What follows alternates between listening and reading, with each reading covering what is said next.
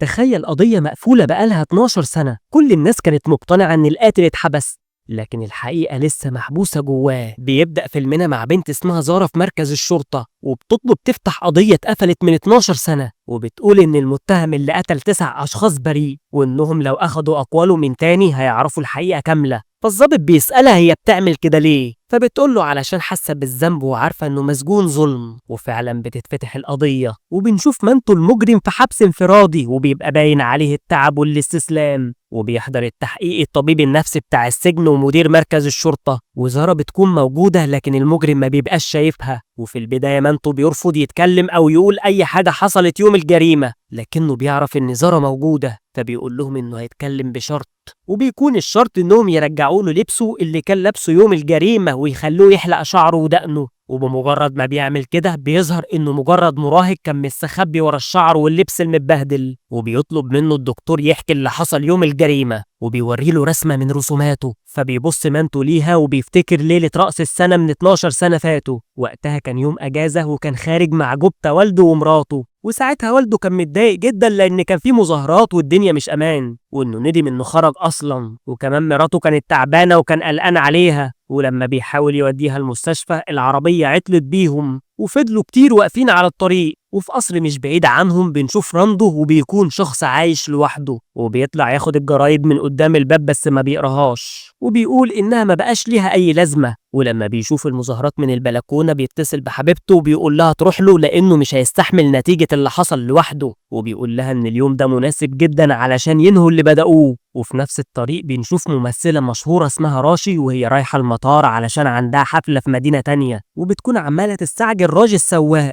وبيعدوا من قدام جوبتا فبيفضل يشاور لهم. فبيقف راج علشان يشوفوا عايز ايه، وبيقول لهم ان مراته تعبانه وبيترجاهم يوصلوه المستشفى. فبيوافق راج بس بيطلب منه مبلغ كبير، فجوبتا بيقول له انه هيدفع له اللي هو عاوزه لو وصله المستشفى. ولما راش بتعترض بيقول لها انها راكبه تاكسي مش عربيتها الخاصه، وبيقول لها انها لو متضايقه ممكن تنزل، فبتسكت. وبيتحرك بالعربيه لكن المظاهرات بتقابلهم والناس بترميهم بالحجاره، فبيضطروا انهم يرجعوا بالعربيه تاني، وبيفضلوا سايقين لحد ما بيوصلوا لقصر راندو. ولما بيشوفوا ان اليافطه مكتوب عليها انه رائد بيخبطوا عليه وبيحكوا له اللي حصل، وبيكون هيرفض يدخلهم. بس لما بيشوف راشي معاهم بيقول لها انه معجب بيها وبيتفرج على كل افلامها وبيدخلهم علشانها بس. وبيسألوا جوبتا لو كان في دكتور قريب منهم، وما بيكونش في اي حد حواليهم خالص، وما بيهتمش راندو بيه وبيركز مع راشي وبس. فبيدخل جوبتا مراته الأوضة لوحدها، وبيقول لراجي يتصرف ويشوف أي دكتور، وبيديله مبلغ كبير تاني. وفي نفس الوقت ده بنشوف زارة سايقة عربية ومعاها شنطة فيها مبلغ كبير، وبيبقى واضح إنها متوترة جدا. ولما بتعرف راشي إن راندو عايش لوحده وعنده ثروة كبيرة بتتعامل معاه كويس،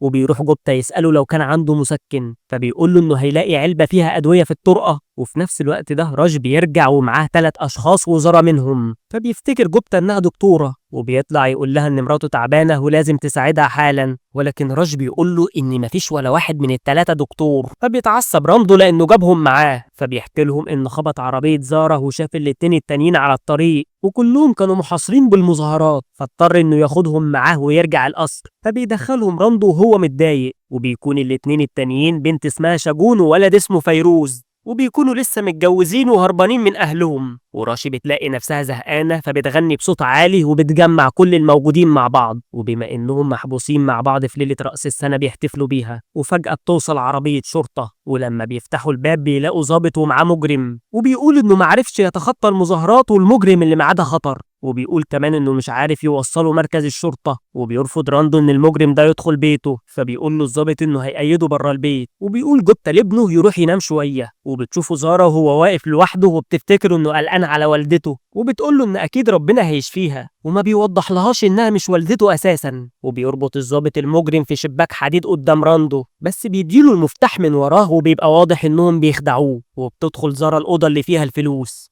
وبيظهر إنها سرقتهم علشان تدفع فلوس عملية والدتها، وعلشان كده كانت متوترة أما راشي فبتفضل مع راندو وبتقنعه يخرج لها فيلم بما إن عنده فلوس كتيرة، وبتقول إنها تتصل بمدير أعمالها، وبتتمشى بعيدة علشان الشبكة ضعيفة، وبتتأكد شاجون إن ذهبها لسه في شنطتها، وبتكون ندمانة إنها سرقته وهربت لأنها كانت بتتمنى إن والدتها تلبسه لها بنفسها في فرحها. وبيدور راج على راشي بس هي بتبقى مشغولة بتدور على مكان فيه شبكة، وبيشوفها مامته بس هي ما بتاخدش بالها، وبتشوفها صديقة راندو اللي اتصل بيها وبتتخانق معاه علشان افتكرته بيخونها، بس هو دخلها وقبل ما يتكلم راج بيسألهم عن راشي، فبيقول له إنها خرجت وبتتخانق مع حبيبته، وبتقول له إنه بوظ كل حاجة، بس هو بيقول لها تسكت لأن كل أحلامهم هتتحقق النهاردة. وبتكون راشي بتكلم مدير أعمالها وبتقول له إنها لازم تستغل راندو علشان ينتج لها فيلم، وبتشوف دخان وراها فبتروح علشان تشوف مين، لكنها طبعا ما بتلاقيش حد، وفجأة في حد بيهجم عليها وبيخنقها، بس لما راج بيوصل لها بيلاقيها خلاص ماتت، وبيكون مانتو قاعد مرعوب لوحده وبيصرخ وبينادي على كل الموجودين، ولما بيشوفوا جثتها بيقولوا إن المجرم اللي هرب هو اللي أكيد قتلها، وبيتخانقوا مع الضابط وبتنهار شاجون وبتبقى خايفة جدا، وبتقول لفيروز إنها عايزة ترجع لأهلها، بس هو بيفضل يقول لها إنهم هيبيعوا المجوهرات بتاعتها وهيبدأوا حياة جديدة، لكنها بتاخد الشنطة وبتقول له إنهم مش من حقه، وبيطلعوا على السطح وبيكون مونتو هناك وبيشوفهم هما بيتخانقوا، وشاجون ساعتها بتقول لفيروز إنه مش فارق معاه غير المجوهرات وبس، وبتقول إنها ندمانة إنها كذبت وقالت إنها حامل واتجوزته،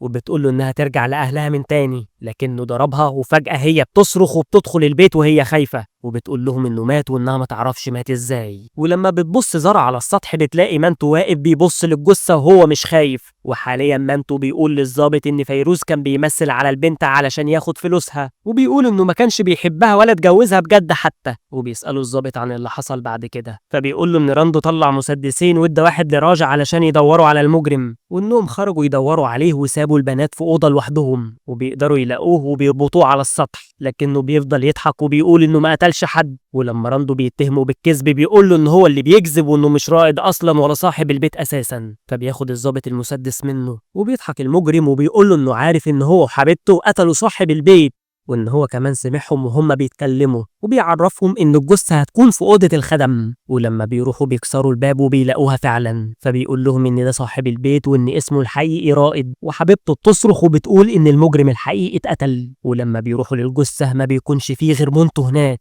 والظابط بيتهم رائد بإن ليه شريك وهو اللي ساعده، لكن رائد بيقول إنه ما قتلش حد وإن راندو هو اللي كان بيسكر وبيهينه، وإنه في يوم رد عليه ووقعه من غير ما يقصد ومات، وهو استغل وفاته وعاش حياته اللي كان بيحلم بيها، فبيسألوا الظابط مين اللي قتل كيشو المجرم لو مش هو اللي عمل كده، لكنه بيفكروا إنه كان معاهم أصلا لما كيشو مات، وبيحاول ياخد المسدس منه، وفي رصاص بيطلع منه شاجون وكوبتا بيموتوا بسببه، وبتاخد زارامونتو بعيد عن الجثث علشان ما يشوفش والده مقتول، وحاليا هو بيسأل عنها وبيبقى عايز يشوفها، لكنه بيضطر يكمل الحكاية الأول، وبيقول لهم إن زارا لما دخلته الأوضة لقت والدته ميتة وواضح إنها مسمومة، ولما عرفت الباقيين كلهم كانوا شاكين في بعض، وبيفضلوا يتخانقوا من تاني، فبيرفع رائد المسدس على حبيبته اللي هي في الأصل حبيبة راندو، وإنها دارت على الجريمة علشان تقسم ثروته معاه، وبيهددهم إنه هيقتلها وبياخدها وبيطلع من البيت، وزارا ساعتها بتقول لمونتو يفضل مكانه، وبتروح تاخد شنطة الفلوس من الأوضة، وبيفضل راج يقنع رائد يسيب البنت، وبيسيب المسدس اللي معاه على الأرض علشان يهديه، لكن الضابط بيغدر بيه وبيقتله،